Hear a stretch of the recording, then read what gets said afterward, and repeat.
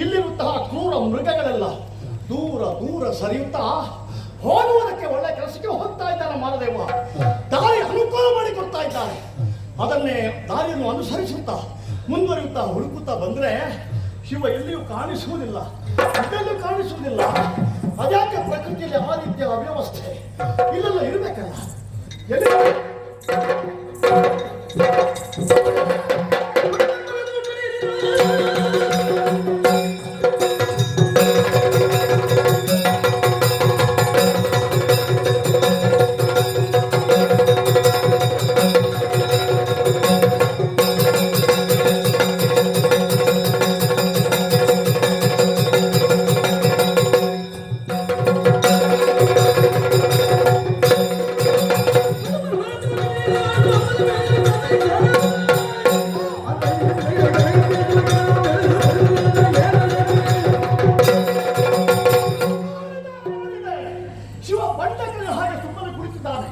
ಲೋಕದ ಸ್ಥಿತಿಗತಿಗಳಲ್ಲಿ ಇವರ ಗಮನಕ್ಕೆ ಬಂದ ಹಾಗಿಲ್ಲ.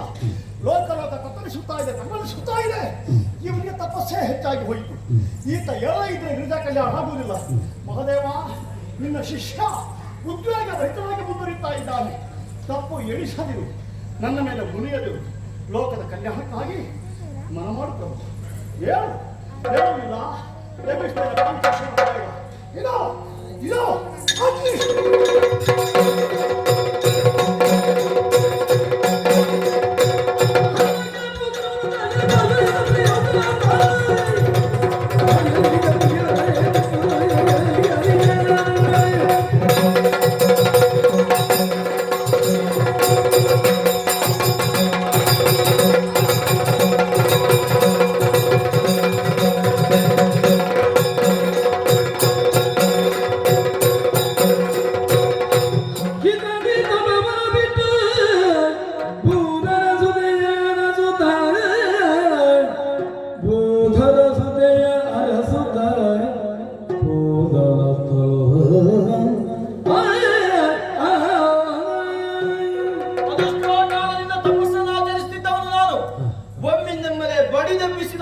ಅನುಭವವಾಯಿತು. ಕಣ್ಣು ತೆರೆದು ನೋಡಿದೆ ಅಂತಾದರೆ ದಿವ್ಯ ದೇಹಧಾರಿಯೋರ್ವ ಭಸ್ಮವಾಗುವುದನ್ನು ಕಂಡೆ. ಓಹೋ, ಈತ ಬೇರೆ ಯಾರೂ ಅಲ್ಲ, ಮನ್ಮಥನಿದ್ದಾನೆ. ಈತ ಮಡಿಲಿಲ್ಲ, ಅನಂಗನಾಗಿದ್ದಾನೆ. ಹೀಗೆಲ್ಲವೂ ನೆನಪಾಗುತ್ತಾ ಇದೆ. ದಕ್ಷಾಪುರದಲ್ಲಿ ದಾಕ್ಷಾಯಣಿ ದಗ್ಧಳಾಗಿ ಹೋಗಿದ್ದಾಳೆ. ಅದನ್ನು ಸಹಿಸದಂತಹ ನಾನು ಘೋರ ತಪಸ್ಸನ್ನಾಚರಿಸಿದೆ. ಈಗ ತಿಳಿಯುತ್ತಾ ಇದೆ, ಅದೇ ದಾಕ್ಷಾಯಣಿಯು ಗಿರಿರಾಜನ ಪುತ್ರಿಯಾಗಿ ಗಿರಿಜೆ ಅನ್ನುವಂತಹ ಹೆಸರಿನಿಂದ ಹುಟ್ಟಿ ನನ್ನನ್ನೇ ಮದುವೆಯಾಗಬೇಕೆಂಬಂತಹ ನಿಟ್ಟಿನಿಂದ ತಪಸ್ಸನ್ನು ಆಚರಿಸ್ತಾ ಇದ್ದಾಳೆ. ಆಕೆಯನ್ನೊಮ್ಮೆ ಪರೀಕ್ಷಿಸಬೇಕು. ಹೀಗೆ ಹೋಗುವುದಲ್ಲ,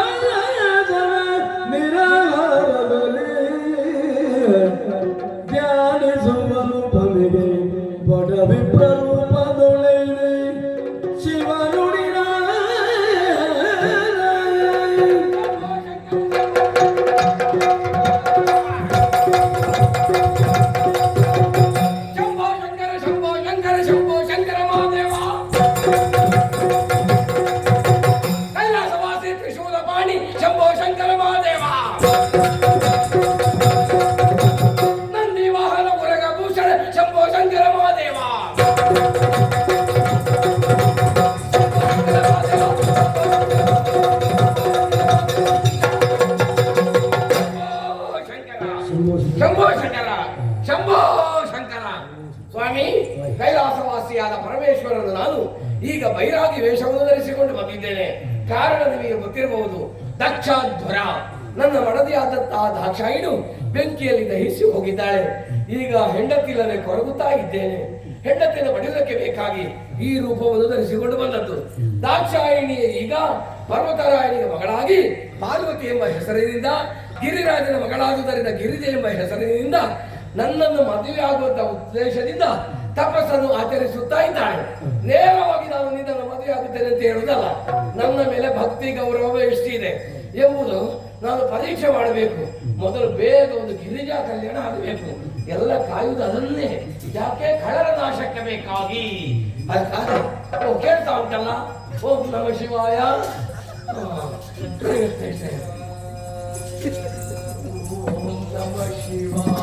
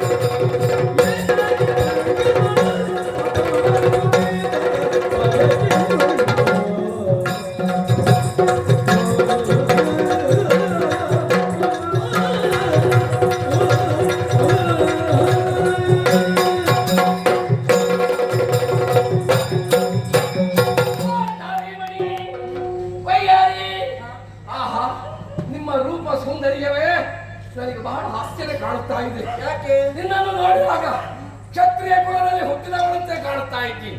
ಅಂತ ಮುಖದ ವರ್ಚಸ್ಸು ಎದ್ದು ಕಾಣುತ್ತಾ ಇದೆ. ನಿನ್ನ ವೇಷಭೂಷಣ, ನೀನು ಮಾಡಿದಂತ ವರ್ತನೆಯನ್ನು ಕಾಣುವಾಗ ನನಗೆ ನಗು ಬರ್ತಾ ಇದೆ. ಹಣ್ಣಿಗೆ ಭಸ್ಮವನ್ನು ಲೇಪಿಸಿ, ತಲೆಯಲ್ಲಿ ಎತ್ತಿ ಕಟ್ಟಿದಂತಹ ಜುಟ್ಟು, ಕೊರಳಲ್ಲಿ ರುದ್ರಾಕ್ಷಿ, ಸೀರೆಯನ್ನುಂಟು ನೀನು ತಪಸ್ಸನ್ನು ಆಚರಿಸುತ್ತಾ ಇರುವೆ.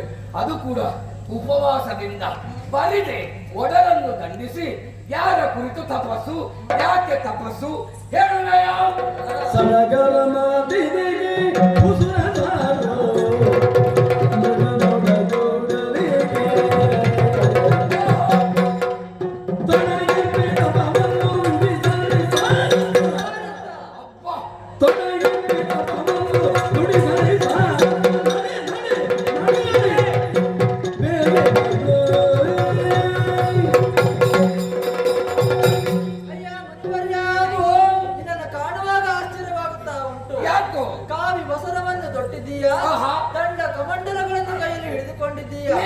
ಆದ್ರೆ ಆಶ್ಚರ್ಯವಾಗುವುದು ಯಾಕೆ ಗೊತ್ತುಂಟು? ಯಾಕೆ?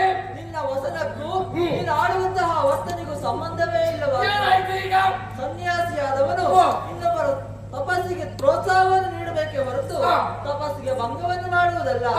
ಒಂದು ಕೇಳುವುದೇನು, ಯಾಕೆ ತಪಸ್ಸು ಎನ್ನುವ ಚಿಕ್ಕ ವಯಸ್ಸಿನಿಂದಲೇ ಪರಶಿವನನ್ನು ಮದುವೆಯಾಗಬೇಕೆಂಬ ಆಸೆಯನ್ನು ಹೊತ್ತವಳು ನಾನಿದ್ದೇನೆ. ಹಾಗಾಗಿ ಪರಶಿವನನ್ನು ಒಲಿಸುವುದಕ್ಕಾಗಿ ತಪಸ್ಸನ್ನು ಮಾಡುತ್ತಾ ಇದ್ದೇನೆ. ತಪಸ್ಸಿಗೆ ಭಂಗ ತರಬೇಡ. ಪರಶಿವನ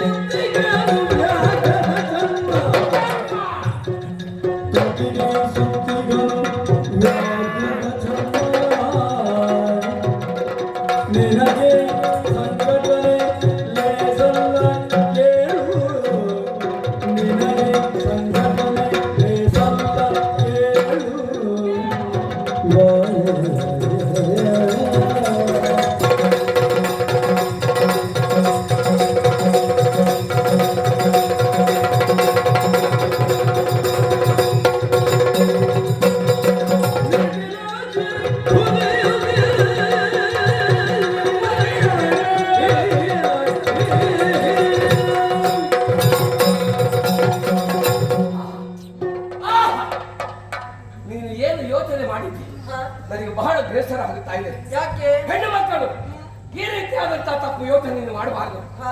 ಮದುವೆ ಆಗುವ ನನ್ನ ಗಂಡ ಹೇಗಿರಬೇಕು? ಹಾ? ರೂಪವಂತನಾಗಿರ್ಬೇಕು, ಅಧಿಕಾರ ಇರಬೇಕು, ಹಾ? ಸಂಪತ್ತು ಬೇಕು, ಹೀಗೆ ಯೋಚನೆ ಮಾಡ್ತಾ ಇದ್ದಾನೆ, ಮಾಡ್ತಾ ಇದ್ದಾಳೆ. ಆದ್ರೆ ನೀನು ಹೋಗಿ ಹೋಗಿ ನಿನಗೆ ಬೇಕಾದಂತ ವರವನ್ನು ಆಯ್ಕೆ ಮಾಡಿದ್ಯಲ್ಲ, ಆ ಶಿವ ಹೌದು. ಹೇಗೆ ಇದ್ದಾನಂತ ನಿನಗೆ ಗೊತ್ತುಂಟ? ಆತ ವಿಕಾರಿಯಾಗಿದ್ದಾನೆ. ಹಣೆಯಲ್ಲಿ ಹೆಚ್ಚಿನಂತ ಕಿತ್ತಿನ ಹಣ್ಣಿದೆ, ಜಟೆಯನ್ನು ಎತ್ತಿ ಕಟ್ಟಿಕೊಂಡಿದ್ದಾನೆ. ದೂರದಿಂದ ನೋಡುವಾಗ ಹಕ್ಕಿ ಗೂಡು ಕಟ್ಟಿದ ಹಾಗೆ ಕಾಣ್ತಾ ಉಂಟು. ಮೈಯೆಲ್ಲ ಭಸ್ಮ. ದೂರದಿಂದ ನೋಡುವಾಗ ಭಸ್ಮದ ರಾಶಿಯಿಂದ ಗೆದ್ದು ಬಂದವರ ಕಾಣ್ತಾ ಉಂಟು. ರುದ್ರಾಕ್ಷ, ರುಂಡಮಾಲೆ, ಪುರಗಾದಿಗಳು ಆತನ ಶರೀರದಲ್ಲಿ ಸುತ್ತಾಡುತ್ತಾ ಇವೆ. ಹುಲಿ ಚರ್ಮವೋ ಗಜ ಚರ್ಮವೋ ಸುತ್ತಿಕೊಂಡಂತ ವಿಕಾರಿಯನ್ನು ನೀನು ಯಾಕೆ ಮದುವೆ ಆಗುತ್ತೀಯೇ?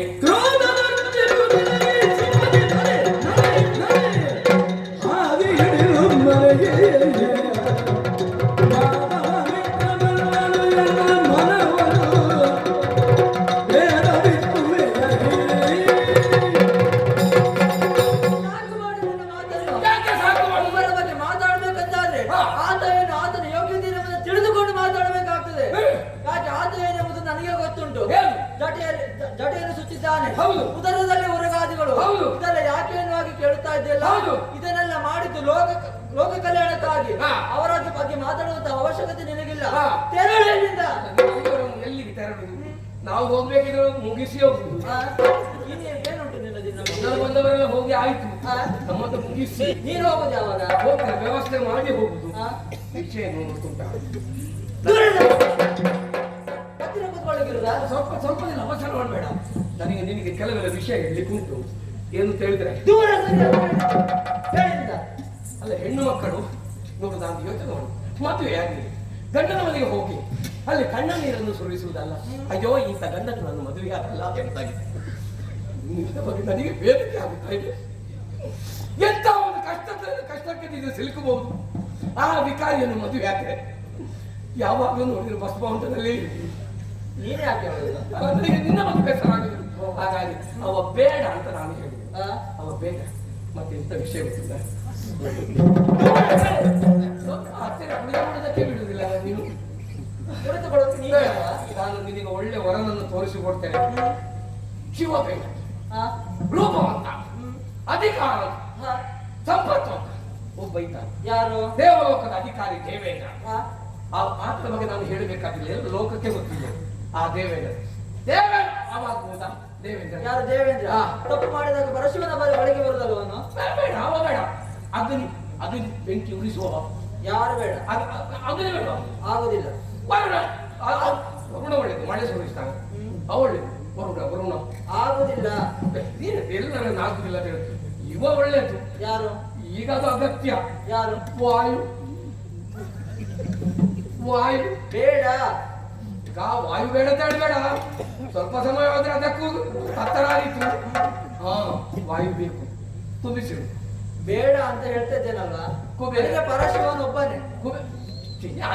ಒಬ್ಬನಂತೆ ಹುಚ್ಚು ಕಲ್ಪನೆ. ಕುಬೇರ ಆಗುದಿಲ್ಲ. ಆಗುದಿಲ್ಲ. ಆಗುದಿಲ್ಲ. ಬೇಡ. ನಾನು ಅವರಲ್ಲಿಗೆ ಹೋಗಿ ವಿಷಯ ನಿನ್ನ ಬಗ್ಗೆ ಹೇಳ್ತೇನೆ.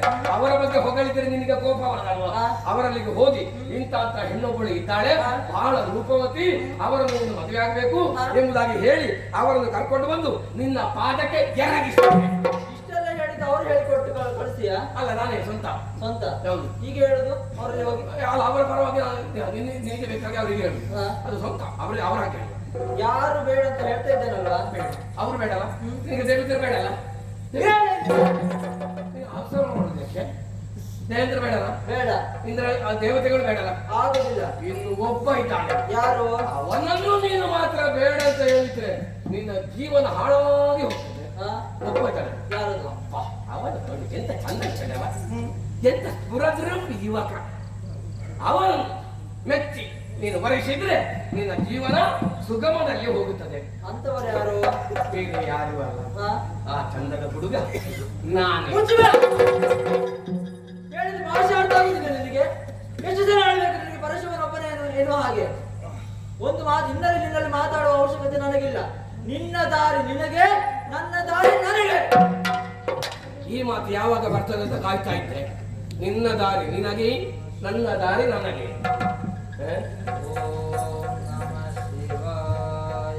ಓಂ ನಮ ಶಿವಾಯ. ಓಮದ ಕಷಾಯ ಹೇಳಿದ್ದು ಒಳ್ಳೆದಾಯ್ತಲ್ಲ. ನನ್ನ ದಾರಿ ನನಗೆ ಗೊತ್ತುಂಟು ಏನ್ ಮಾಡ್ಬೇಕು ಸರ್. ಓಂ ನಮ ಶಿವಾಯ. ಓಂ ನಮ ಶಿವಯ್ಯ. ಶಿವಾಯ ಶಿವಾಯ.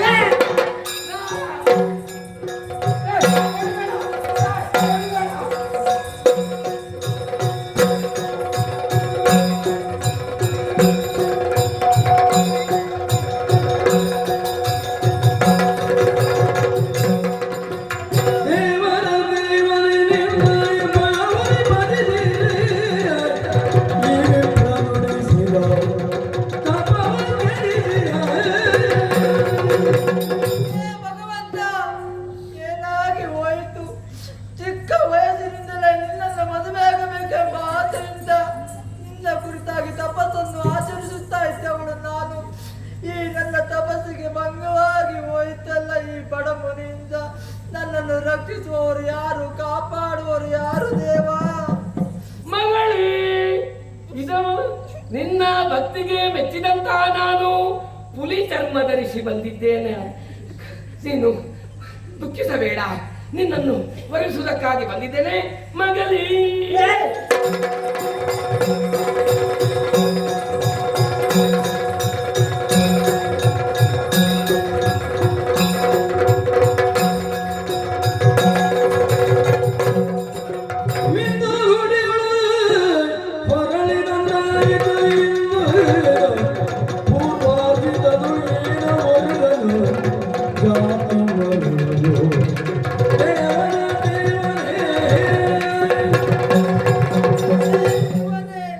ಯಾಕೆ ಈ ರೀತಿಯಾದಂತಹ ಶಿಕ್ಷೆ?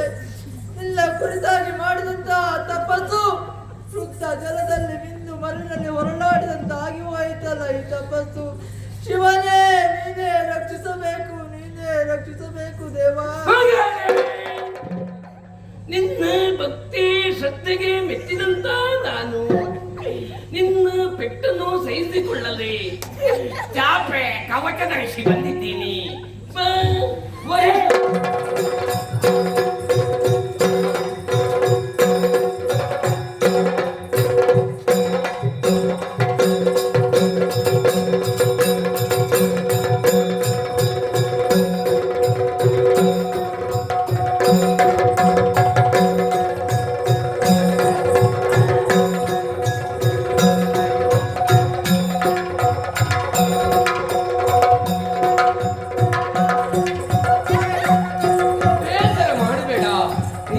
ಹೊಡೆದದ್ದಲ್ಲ, ನಾನು ಹೊಡಿಸಿಕೊಂಡಿರಲಿಲ್ಲ. ನೀನು ತಪ್ಪಾಯ್ತು ತೆಪ್ಪಾಯ್ತು ಅಂತ ಹೇಳ್ಬೇಡ. ನೋಡಿ,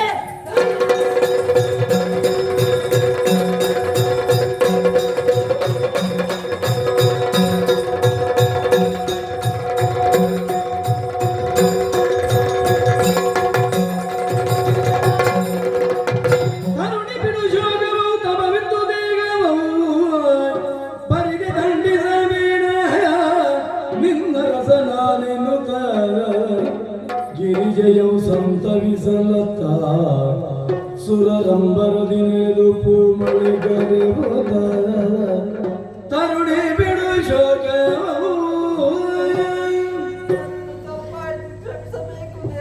ಗಿರಿಜೆ, ದೇವ, ಚಿಂತಿಸುವಂತಹ ಅಗತ್ಯವಿಲ್ಲ. ನೀನು ಹೊಡೆದದ್ದಲ್ಲ, ನಾನು ಹೊಡೆಸಿಕೊಂಡದ್ದು. ನೀನು ಬೈದದ್ದಲ್ಲ, ನಾನು ಬಯಸಿಕೊಂಡದ್ದು. ಯಾಕೆ ದೇವ ಈ ರೀತಿಯಂತಹ ಬರೇ ಒಂದು ವಿನೋದಕ್ಕಾಗಿ ಮಾತ್ರ. ಈ ಸಂದರ್ಭದಲ್ಲಿ ಶಿವಪಾರ್ವತಿಯರು ಒಟ್ಟಾಗಿದ್ದಾರೆ ಅನ್ನುವುದನ್ನು ತಿಳಿದಂತಹ ಸುರರೆಲ್ಲರೂ ಹೂಮಳೆಗೈತಾ ಇದ್ದಾರೆ. ಹಾಗಿದ್ರೆ ಸಾಂಕೇತಿಕವಾಗಿ ನಾವು ಇದನ್ನು ಮದುವೆ ಆಗಬೇಕು. ಬಳಿಕ ನಿನ್ನ ತಂದೆಯಾದಂತಹ ಪರ್ವತರಾಜ ವಿಜೃಂಭಣೆಯ ಮದುವೆಯನ್ನು ನಿನ್ನ ಊರಿನಲ್ಲಿ ಮಾಡ್ತಾರೆ. ನಾವು ಗಿರಿಜಾ ಕಲ್ಯಾಣ ಎನ್ನುವುದು ಲೋಕಕ್ಕೆ ಕಲ್ಯಾಣ ಆಗಬೇಕು.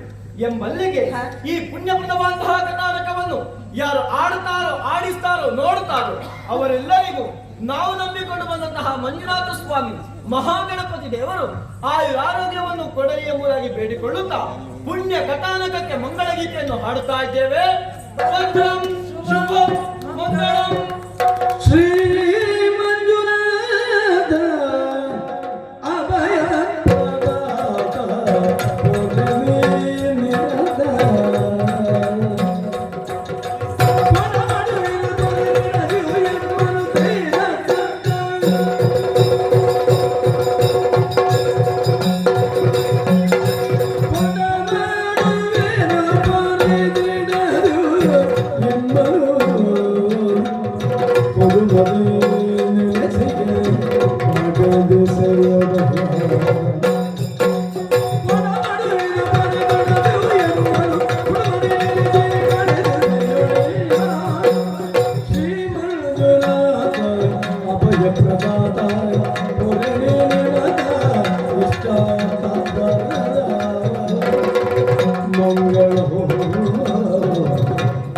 ಮಂಜುನಾಥಗೆ ಅಮ್ಮ ಇದೆ ಸಿದ್ದು